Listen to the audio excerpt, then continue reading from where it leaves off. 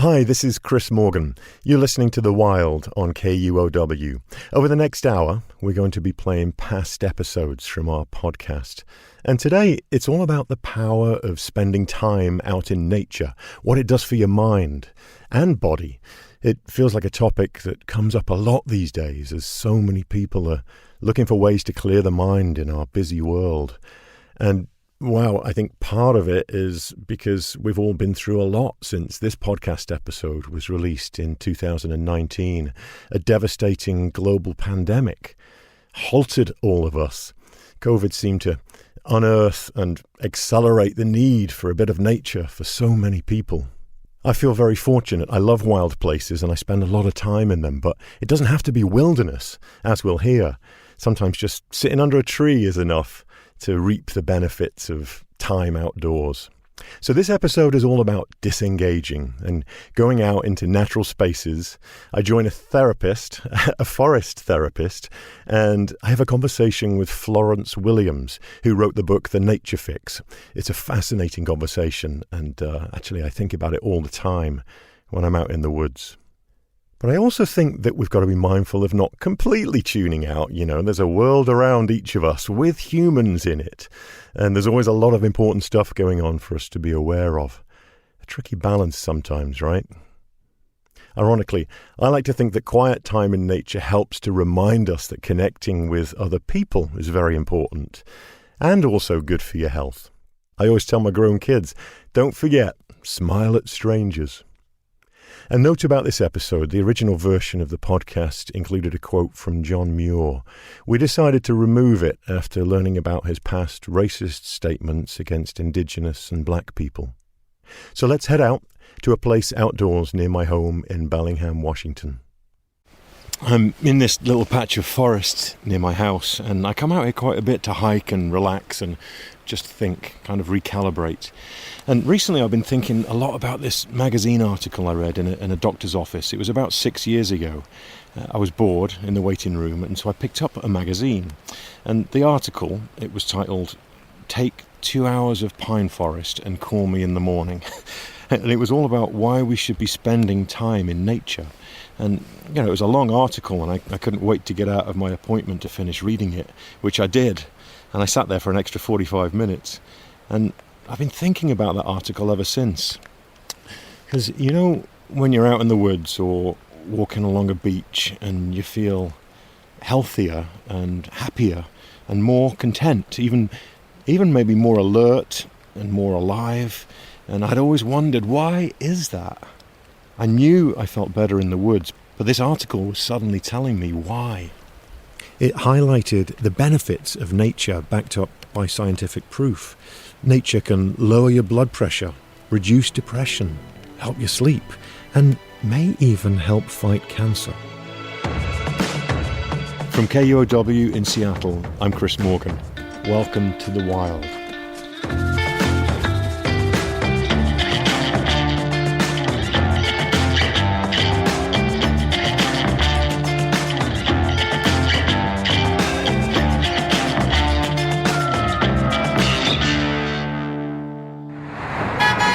Modern life, it demands our attention. What's happening on the American border? Political groups in Lebanon. There's a constant noisy flood of information. The Mueller report is stocks slumping again as the heat turns. Our jobs never seem to end. I work for myself. I have a lot of different projects and I love them all, but it can be stressful. There's constant phone calls and texts and messages from my producer badgering me for script updates.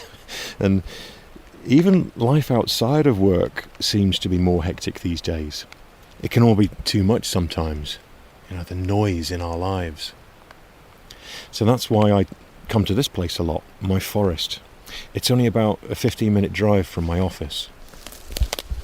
So I'm on this hiking trail. It's a 3-mile loop, and it takes me about 60 minutes to hike, but sometimes a lot longer. It's really peaceful. This trail, it's special to me.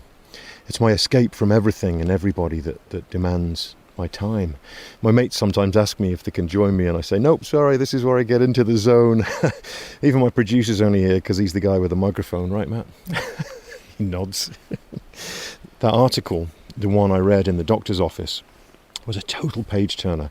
One of the things it talked about was the Japanese concept of Shinrin-yoku, which literally translates into forest bathing. The Japanese actually came up with the term only in 1982, but the ideas around Shinrin-yoku are much older than that. They're inspired by ancient Shinto and Buddhist practices. There's this harrowing Japanese term, karoshi, which literally means death by overwork. And it was getting so bad, the government wanted a way to encourage their stressed out citizens to take a walk in the woods, to relax more. There are even official forest therapy hiking trails in Japan. They take this stuff really seriously. So I wanted to learn more about this forest bathing. So short of jumping on a plane to Japan, I found a local forest bathing therapist. This is the Pacific Northwest after all. And the therapist's name is Julie Hepp. I am a certified forest therapy guide through the Association of Nature and Forest Therapy. Julie goes by the pronoun they. I meet up with them in a small forest on Bainbridge Island, just west of downtown Seattle. And before our actual forest therapy session gets started, we get onto the topic of local birds. Julie suddenly belts out the best barred owl call for me. Woo, woo, woo, woo, woo, woo, woo. Who sews for you? What is it? Who cooks for who? Who cooks for who? Who cooks for who? who? Who cooks for who? That's how they describe the barred owl. Julie's type of forest therapy is inspired by these ideas of Shinrin-yoku. They believe that this practice is based on old foundations, but it's kind of a new awakening of this ancient idea. I mean, forest therapy really is a way to build connection and reciprocity, meaning really just connection and interaction and sort of ways to show gratitude. Julie told me about an experience they had while training to become a forest therapist. In the forest where we were, there were oak trees, which I consider one of my soul trees. I feel like I can talk to them easier than perhaps other trees, because I grew up with them. The same language as the we oak. speak the same. Right? We know each other. Julie had been thinking a lot about questions around their identity at the time. And then I asked the tree, am I going to be okay with all these things that I'm wondering about and with? And I heard in some capacity heard and felt perhaps, just like an overwhelming sense of love from this being, and just felt like I heard like, yes, yes. Julie's going to walk me through a regular forest therapy session. They say it should allow all my senses to take in this forest. I'm honestly not quite sure what to expect. The experience is up to you. I'm just here to open up the door. I see. It's like a shrink session in some ways. Kind of, yeah. I like that analogy a little bit. Yeah. So this space that we're in right now, Should we wait for this? Oh, yeah. Human creation flying I mean, over. that's important too. Everything moves, and Yeah. it's for a reason. Yeah. Hi, friends. So I think me touching different things. Let's wait for this guy to go over, yeah, because we won't be able to use it. We want to feel like we're in the woods without. Yeah, I mean, as much as possible. Yeah. The plane doesn't seem to bother Julie at all. Then we begin the session. And so, just to start us off, I want to invite you just to notice all these different beings that are around us today. We're facing each other, standing about 6 feet apart. Next, I'm going to invite you to go ahead and close your eyes if you feel invited to do so. And again, taking a couple deep breaths in, out, in, and out. Julie starts to give me instructions to kind of engage all my senses with the world around me, and I'm totally in. Julie asks me to pay special attention to what I smell, and we'd literally pick up dirt off the forest floor so we can feel the forest. Julie even invites me to open my mouth so I can taste the forest too. Opening up your mouth in different directions and closing it slowly, tasting different places. Or perhaps you're feeling a little playful and want to stick your tongue out. I feel a bit ridiculous standing there, mouth open, tongue out, trying to taste the forest, trying not to laugh. But it also gets me thinking. Julie goes on. Taking a moment to imagine almost as if you were a tree. Invite yourself to perhaps grow roots into this ground. The therapy steps continue, but I'm finding it hard to concentrate. There's a noise from a nearby road and construction work that really doesn't help. And I would like to invite you to open your eyes slowly, carefully, and then to acknowledge this thing, whatever it is, whatever it might be, as if it was your first time seeing it or knowing it. Whenever you're ready, you may open up your eyes. I open my eyes and right behind me is this giant fir tree. It was like seeing an old friend you haven't seen in years. And Julie invites me to talk about what else I've noticed about my surroundings.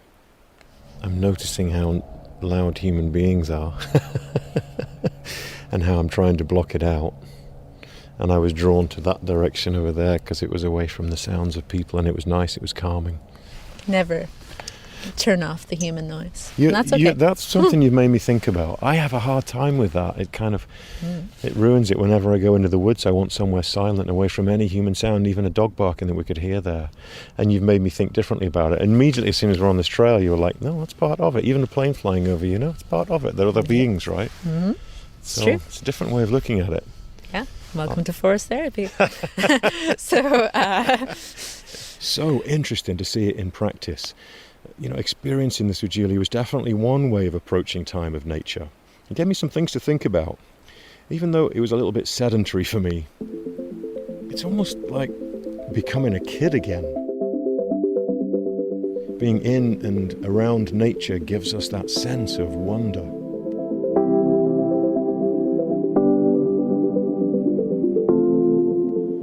But it still made me wonder, what's really going on? What's really going on with our minds and even our bodies when we experience the outdoors?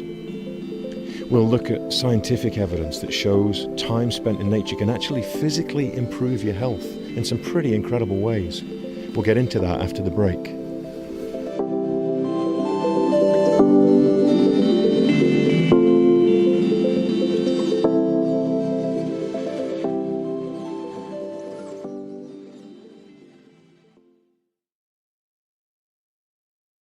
The idea that spending time in nature or forest bathing makes us feel better might seem obvious, but I wanted to know how nature affects us physiologically.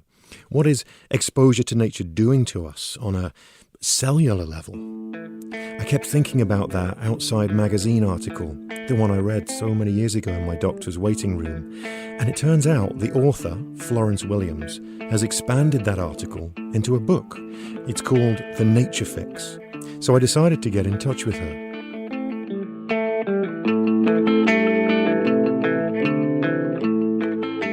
Florence had a lot of the same questions as me, and she spent time in Tokyo observing researchers measuring the effects of nature on the body. So what they found is that even after, and this is sort of remarkable, after just 15 minutes of, what they call forest bathing, even after just 15 minutes of that, they were finding this reduction in heart rate, a drop in blood pressure, a drop in stress hormones like cortisol, some different sort of brain wave patterns. And, and when I first heard this, I was a little bit skeptical because I thought, well, sure, people are they're outside and they're moving. Moving and getting a bit of exercise. That would make anybody feel better, right? But these Japanese researchers controlled for that by also sending people to walk around urban areas for the same mileage and the same amount of time. And they really only saw these sort of well-being effects in the forest walkers. So it was kind of intriguing to me. And how are they actually measuring the physiological changes? How are they measuring cortisol, for example? So with the cortisol, they have these sort of very fat kind of Q-tips that you suck on for a while. And they get some saliva in that, and they can have that analyzed pretty quickly for cortisol levels. And then there are other machines they use to monitor things like heart rate variability. And that measures actually sort of the difference between your heartbeats. I can tell how quickly you're responding to stress actually in real time. And then, basic pulse monitors. There was a gizmolator that they can put on your head to measure some frontal cortex stuff. But at the same time, they have these pretty well-established measures in the field of psychology that are just questionnaires. How would you rate your sense of frustration right now? How would you rate your anxiety? How would you rate your sort of mood? And those are pretty well established. And what they find in those questionnaires is that it really seems to correlate, again, to this walk in nature, but not so much the walk in the middle of the city. One of the researchers in Japan looking into this idea of forest bathing is named Cheng Li. He's looking at how spending time in nature can improve our immune system and killer T cells. Killer T cells are really important for fighting things like cancer and various infections. And he's been specifically focused on these aerosols from the trees called phytoncides. And these are, chemicals that are sort of emitted from trees. I guess they're especially sort of potent and maybe useful from some of these evergreen trees that they have in Japan, like these hinoki cypress trees. And it's a combination of these compounds like limonene that smell wonderful. They sort of smell like, Christmas tree meets Vapo Rub. That's how I describe it. It's a kind of invigorating smell when you go into the woods. And what he's found is that after we're exposed to these, special substances and compounds, we make more killer T cells. Actually boosts our immune cells. And that boost remains quite high for 7 days after a visit to a forest. You'd be proud to know I've got a little vial of hinoki cypress oil on my bedside table. Thanks to you. Thanks to I should have bought stock in hinoki cypress oil. Yes, it's not too late. Wow, a simple walk through the woods is actually increasing our immunity and may even help to fight cancer. Dr. Lee, who has been studying this, suggests that everybody should spend time outside at least once a week. Get that high boost in immune cells. But even just once a month might really help you out. And it's not just the phytoncides that we can benefit from in the woods. There's a lot of biodiversity in the forest, microbacteria. And Florence says this exposure to a variety of bacteria during a walk can be a good thing too. These are things that humans evolved with. We evolved with exposures to all these bacteria, and these bacteria may also help us fight, sort of illness or fight kind of worse bacteria. Sort of the more biodiversity we can expose ourselves to, the better. And that's part of this hygiene hypothesis, where kids who grow up on farms or in rural areas have fewer cases of asthma and allergies and things like that. So I think that's another intriguing possibility. And I think, the science isn't really totally resolved on this issue. There's still a lot to be done. This idea that nature is medicine may be starting to catch on.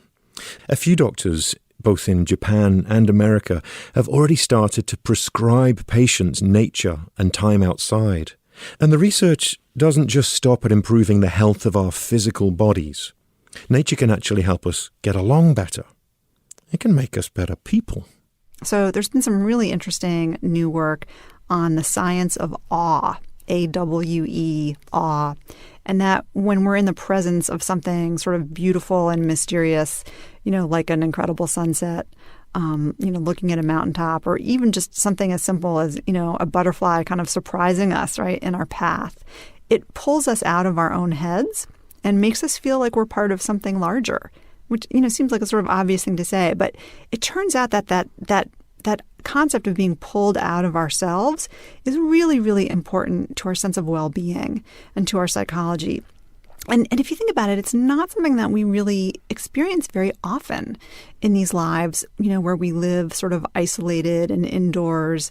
Maybe we see a cool video, on Facebook or something. But in general, we're not exposed to the kind of awe found in nature that we were, in a more primitive life when we really lived outside. So I was really interested in exploring this idea of how in some ways, wilderness is actually good for civilization because it makes us feel like we are part of a community, that we have a responsibility to each other. And studies have shown this, that even in a lab, after looking at photographs of like a waterfall or of a whale, that we behave in ways that are more generous to other people. There's certain ways that the researchers have of measuring sort of altruism. And it seems like it's really partly impacted by this feeling of awe.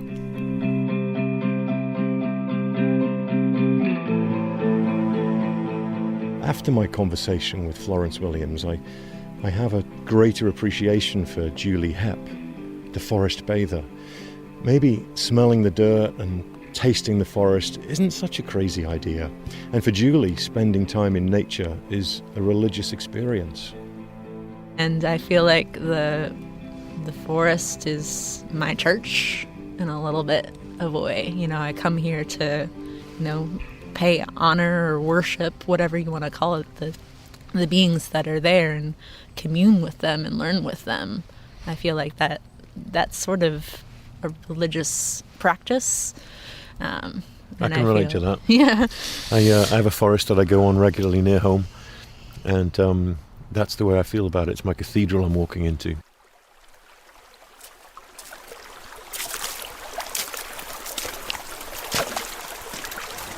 And I'm here now, in my cathedral, in my happy place in the woods. It's nature that connects us all, every one of us. It's nature we're from. We were wild, and there's a big part of us that I think still is wild, a bigger part than we might imagine in this crazy world we've built around ourselves. Scratch away at the surface, and we're all just hairless apes after all. But I'm hoping that even us hairless apes remember that nature can change us, and it can change society for the better. And in return, society should take care of nature too. What a great relationship that could be. And perhaps it all just starts with a walk in the woods. Well, my fellow hairless apes, I hope that episode gave you some inspiration about awe and altruism and connection. So much to mull over. And I love Florence's line that wilderness is part of civilization. There's more of The Wild with Chris Morgan coming up, and a different look at pausing, assessing and connecting through a search for absolute silence among the mossy trees deep in an Olympic National Park forest. Stick with us. We'll be right back. Welcome back. I'm Chris Morgan. Over this hour, I'm sharing episodes of our podcast, The Wild. And today's episodes are especially poignant, I think, because when we started The Wild, we set out not just to tell fascinating stories, but to help reconnect listeners with nature. For this next episode, I joined two people who are searching for the quietest places in the world. Places that are important for people. Yes, research has shown that over time, noise pollution increases the likelihood of things like heart attacks, diabetes, and depression. But also, these places, quiet places, are critical to nature itself. You might have heard about how the din of the shipping industry and underwater mining can cause mass strandings in dolphins and whales, for example. But did you also know that traffic noise could increase the heart rate of caterpillars? And birds and frogs have changed their calls so they can be heard in noisy habitats. There are so many reasons to seek silence. And we start with a man who's been doing just that for over 40 years and talking to people about saving silence. He even founded an organization called Quiet Parks International. I love this episode from our podcast, and I hope you do too. I left my home in Bellingham, Washington this morning, jumped on my motorcycle and headed off down the busy highway, took a ferry to Port Townsend to get to this meeting. Up the creaky steps. And now I'm in this old building. I'm here to meet a man named Gordon Hempton. It seems fitting that Gordon's office is at the top of a set of squeaky floorboard steps. It's fitting because Gordon is a man obsessed with silence. The card on his office door says the sound tracker. As soon as I meet him, I know we're going to get along. Hello. Hey. That's a warm welcome. You look like a mountain man. I'm Chris. Gordon, Yeah, nice to meet you. He's surprisingly larger than life for a fella who likes a little peace and quiet. Gordon calls himself the sound tracker because he's made a career out of recording the sounds of nature. For 4 decades, he searched out the quietest locations on Earth to record them without any noise pollution. And in the world we live in today, finding a place without human-made noise, that takes a lot of persistence. Today it would take 4 or 5 weeks of search right now to locate a new quiet place to record, of which, if done correctly, it would then take maybe 3 or 4 days to record. And after those 3 to 4 days of recording, if I came out with 15 minutes of pure nature, that would be a gold mine.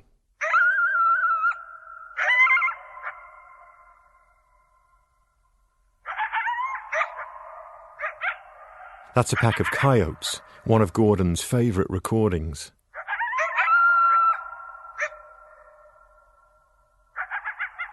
Film productions and even video game companies then buy recordings from Gordon. That's the practical side of his life. We've all got to pay the bills. But recording nature and finding silence is much more than just a way to make money for him. His passion is listening. Really listening. In fact, Gordon believes that listening is fundamental to the survival of all animal life on Earth. Every animal species has the ability to hear. Not every animal species has the ability to see. That is a defining sense. We have eyelids. Eyes are an affordable luxury that, when you've seen enough, either turn away or close your eyes. Gordon preaches the benefits of quiet, noise-free locations. We need quiet places to fall back in love with Earth. But Gordon wasn't always into listening. He told me he was called to this passion on his way to start grad school. He was driving across the country when he started to get sleepy. As a young student, he wasn't about to pay for a hotel, so he just threw his sleeping bag out in a field. A thunderstorm rolled over me, and I just, for some reason, listened to it completely for the first time. And then I didn't move. I just listened and heard the echoes, and I heard the whole valley and the clouds and everything revealed to me. And then when it was over, I only had one question: is how could I be 27 years old and have never listened before?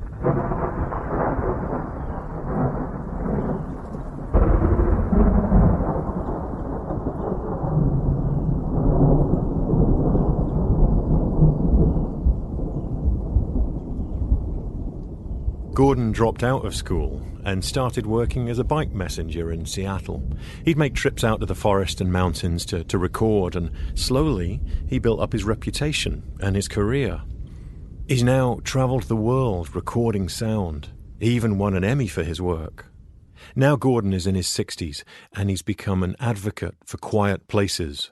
You know, it was a job made for me, and I was made for it, except for the fact that I've been losing my hearing pretty steadily.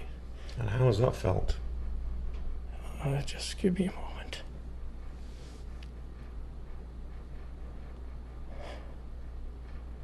Complicated.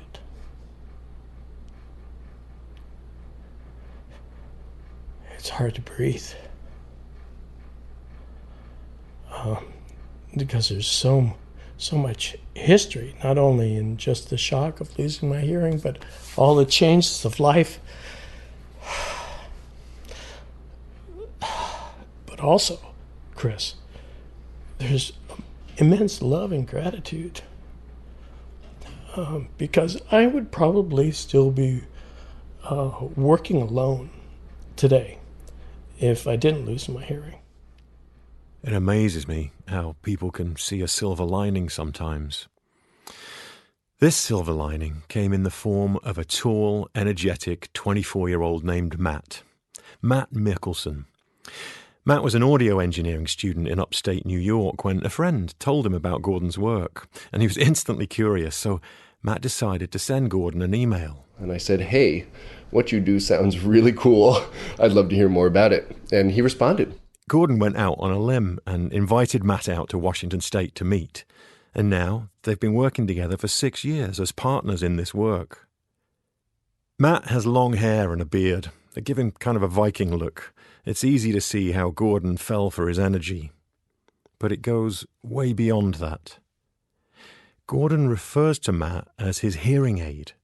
Matt can hear a lot of the high-frequency sounds that Gordon can't anymore. What did you say a few weeks ago? You said that you're hearing impaired and I'm listening impaired. Exactly. And so together we make a really great team. No, together we make a whole person, Matt. Yes, a whole person. Okay, yes. Not a good team. Just one person. A beautiful pairing, I gotta say. It's just, yeah, and in person it's lovely to see. There's such great energy. It's like a father and son relationship between these two, and Gordon is preparing Matt to continue his work. I've passed the baton, and now I'm behind Matt, pushing his back the best I can so he can keep up the speed I've been trying to carry. And I'm currently fumbling the baton, and it's up in the air, and I'm trying to recatch it again, and you're behind me, just keep I can't even see. All I see is your back. I'm just still pushing. Yep. Mm-hmm. You are indeed. Matt is going to be my guide for the next few days on my trip into the wilderness. My guide to find silence. We're headed to a place Gordon named 1 Square Inch of Silence. It's in the Hoh Rainforest in Olympic National Park in western Washington state, a place where sea meets mountains meets forest. But before we leave the town of Port Townsend, Gordon has some parting words. He tells me that I can learn things from the silence. Silence definitely is the think tank of the soul. It takes us to a very deep place in our lives, but now we don't need to answer silence. We can just be with silence. Spend some time with silence and you can carry on a conversation with it.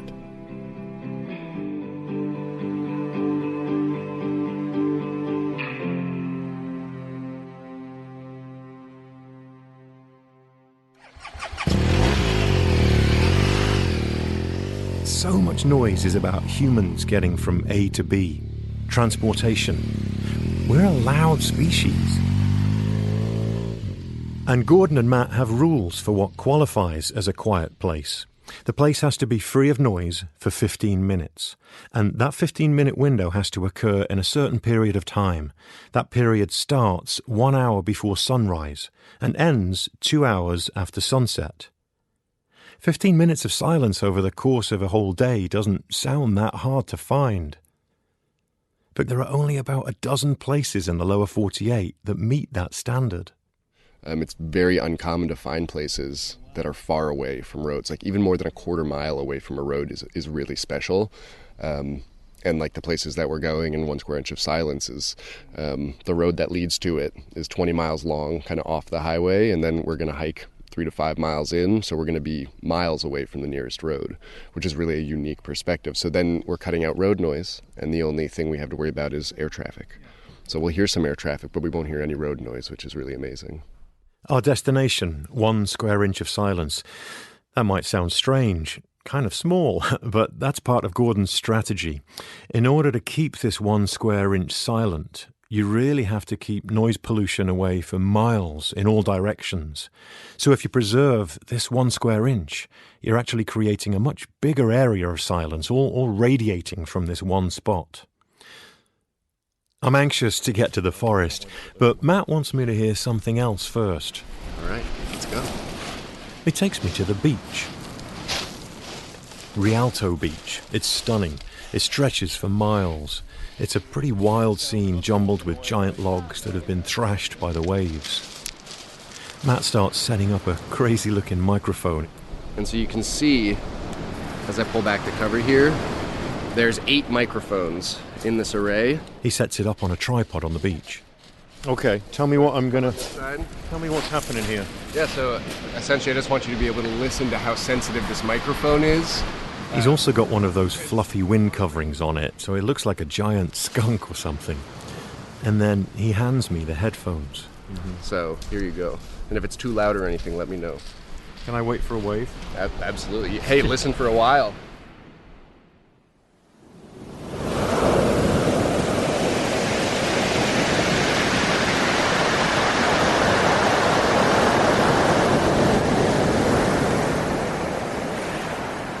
Oh my God, that's awesome.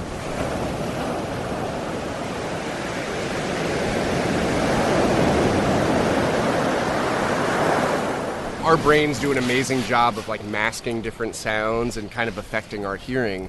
And so when you start listening to a microphone, through a microphone, when you start listening to nature sounds, the experience becomes totally different because you cut out the equation of your brain masking information. So you start picking up on things that you really don't usually hear.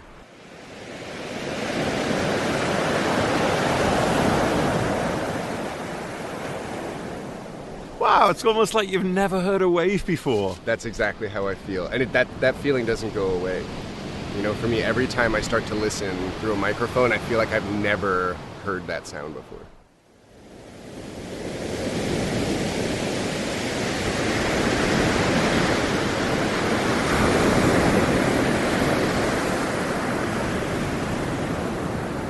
I'm listening to this right now. It is so incredibly noisy, but it's beautiful noise, right? So how do you define the difference between somewhere that's quiet and somewhere that's noisy in terms of your work? The natural sound versus human sound. What's the...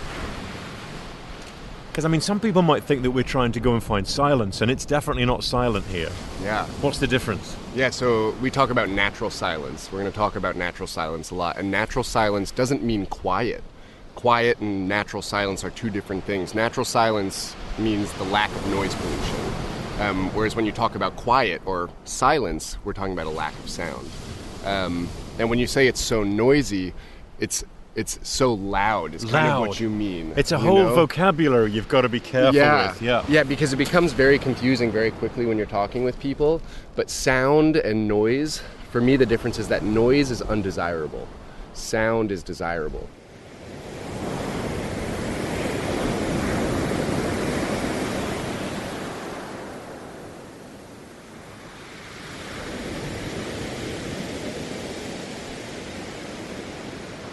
We leave the beach behind. It's time to continue on. It's time to head into the rainforest to prepare for our day tomorrow.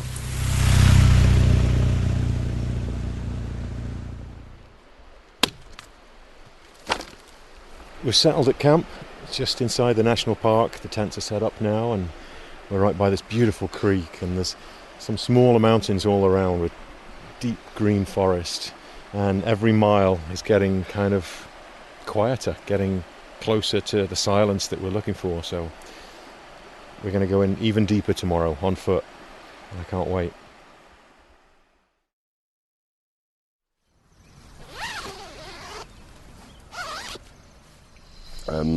Great. So here we are at the entrance to the Ho River Trail. Birds are just waking up. What time is it now? 6:16 a.m. Yep. Just starting to come alive in this last 5-6 minutes. Yep. I can't wait to get in there.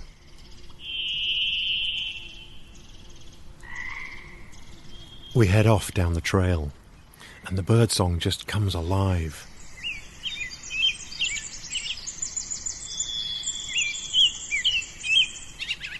And somehow it sounds different. And really, you can hear how lively all the birdsong is right now. They have a lot to say. It's like their first communication of the day. They're just waking up. And so even if you don't know exactly what species of bird it is or exactly what the call is, it has this energy to it that we don't get at any other time other than dawn. The whole rainforest is an otherworldly place. Deep green moss hangs off the branches of the trees that grow out at odd angles. The forest looks like something out of a Dr. Seuss book. It's easy to picture Sasquatch when you're in a forest like this. Especially when I look so much like Sasquatch.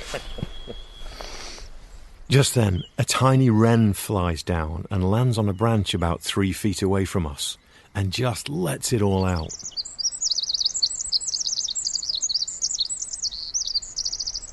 If you took like a 3-year-old's fist and balled it up, that's about the size of this bird. And it's so small. I read once that pound for pound, these guys belt out a song that is 10 times louder than a rooster for their size. Pretty impressive. Its surroundings make this tiny bird with a big voice even more impressive.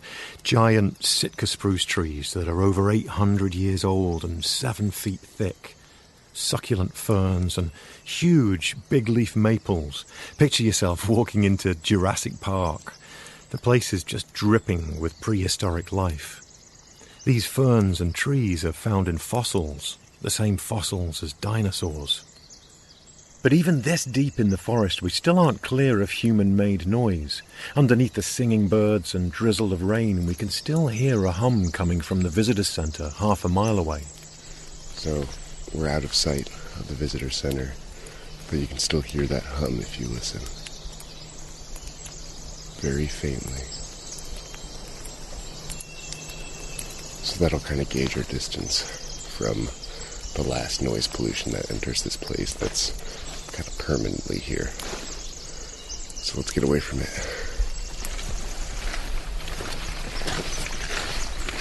As the birds sing over the hum of the human noise behind us, it makes me think about the impact that noise must have on them and all wildlife. As we walk down the trail, we hear something. Oh, did you hear that? Was it spruce grouse? Yeah, I think so. Grouse have a very low, deep call. That low human hum from the visitor centre probably affects the spruce grouse more than any other bird we've heard. Every bird species communicates on its own frequency. Think about it like tuning your radio into a particular station. Different bird species have different frequencies, so they don't have to compete for the airwaves to be heard. So for species like the grouse, it's really advantageous for them because none of the other birds want to be singing that low. So the grouse just has all that clear room, but that's also why the grouse is so subject to, issues from noise pollution. So that hum from the visitor centre can really cause a bit of a headache for the grouse. With the birds as our soundtrack, we push deeper into silent country, but we aren't making it anywhere very quickly. Turns out listening to all this cool stuff can take some time. Yeah, so we've gone 0.9 miles in about an hour and 15 minutes, which just tells you what our pace is. And it's not a bad thing. I think if anything, it's a good thing. But maybe we'll pick it up just a little bit. It is actually hard for me to go this slow. I'm used to just getting to my destination, but I'm really enjoying this. Being here with Matt in the forest, it's forcing me to slow down. And I almost feel like if I was blindfolded, it wouldn't matter. Because today isn't about what I can see, it's about being acutely aware of every single little sound. Another hour goes by and we haven't heard a single human noise since the hum of the visitor centre faded away. I can finally hear myself breathe. And this weird kind of transition from one world to another starts to happen.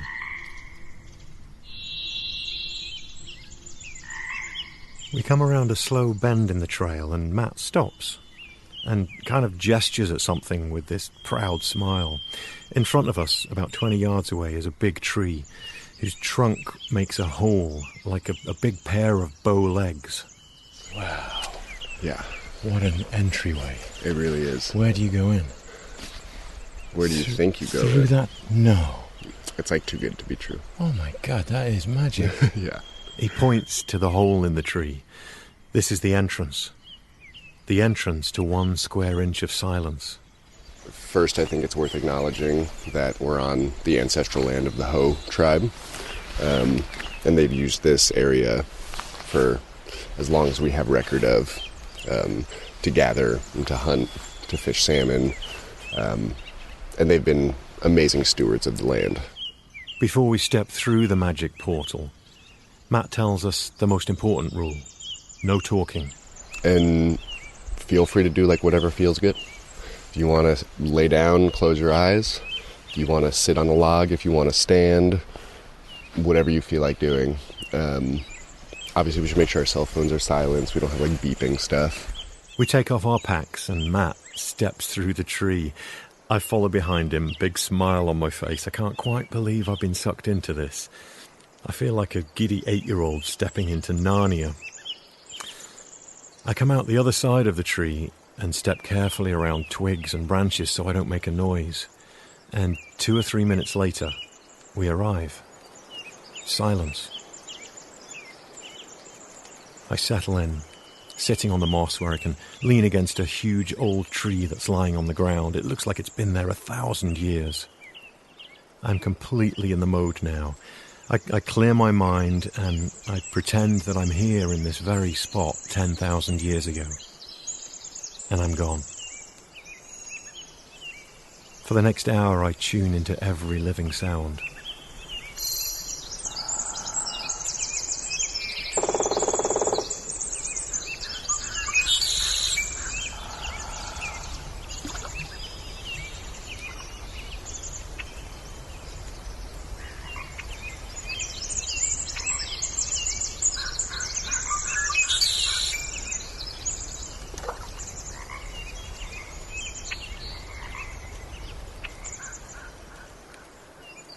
I walk back to the trail.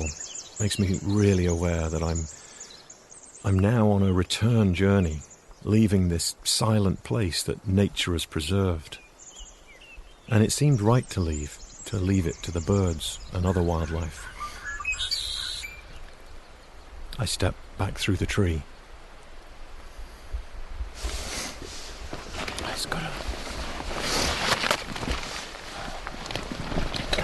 it goes down the trail a little way.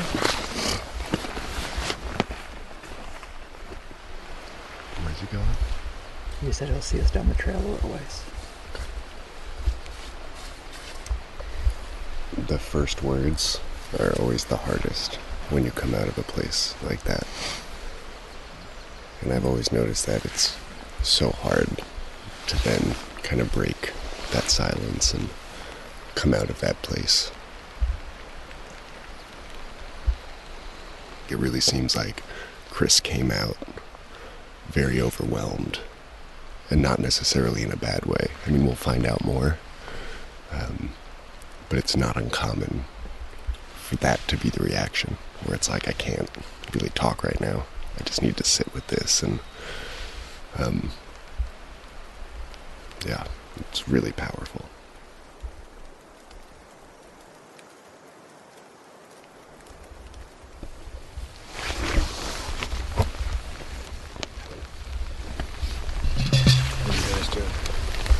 Great. Nice, huh? Oh, good. Yeah. My mum passed away a year ago this week. It's because of her that, I love the forest and birds. She'd absolutely love it.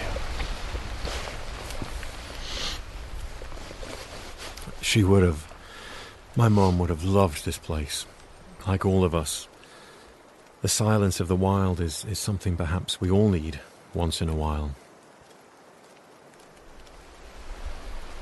And I think like we as humans evolved to be in quiet and in nature, and being in a place like this, like to me it feels like home. I get the same feeling when like I return home and like hug my mom and dad, or it's like just that total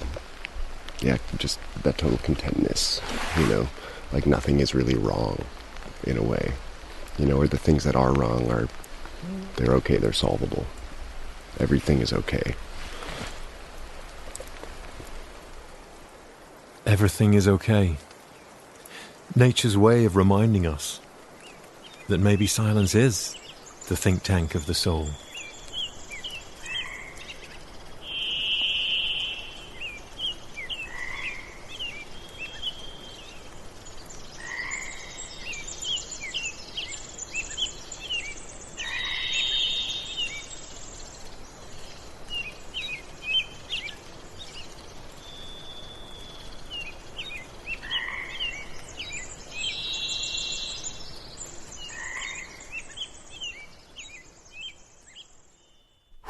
Wow, the think tank of the soul. I've stayed in close touch with Gordon Hempton. I could listen to him all day. He just has such a poetic way of describing nature and life. It's moving to listen to that podcast episode from 2019 and think about the world we entered after it came out. And to think about my mum too, the person in my life who really encouraged me to immerse in nature. We've done 4 of these wild specials on air now, and we may do more. I'd love to hear what you think. Did you enjoy them? What other kinds of stories would you like to hear from me and the team? We are all ears. You can drop us a line at thewild@kuow.org. In the meantime, you can find more episodes of our podcast, The Wild with Chris Morgan, at kuow.org, Apple Podcasts, Spotify, or wherever you get your podcasts. We promise to take you to wondrous places to meet really fascinating wild animals and people with stories you'll hopefully want to tell your friends.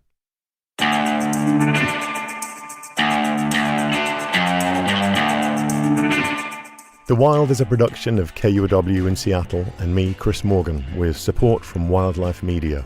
Our producers are Matt Martin and Lucy Suchek. Jim Gates is our editor. This broadcast version is produced by Brandy Fullwood. A very special thank you for their kind financial support to Jill and Scott Walker, Rose Letwin, Ellen Ferguson, Anna Kimball, John Taylor, Paul Lister, Bob Yellerlees, Barbara Stallman, Julian John Hansen, and Annie Mize. Our production team includes Paul Bikis, Juan Pablo Chiquiza, April Craig, Michaela Ginotti-Boyle, Tatiana Latre, Cara McDermott, Darcy Riggin-Schmidt, and Brendan Sweeney. Our theme music is by Michael Parker. I'm Chris Morgan.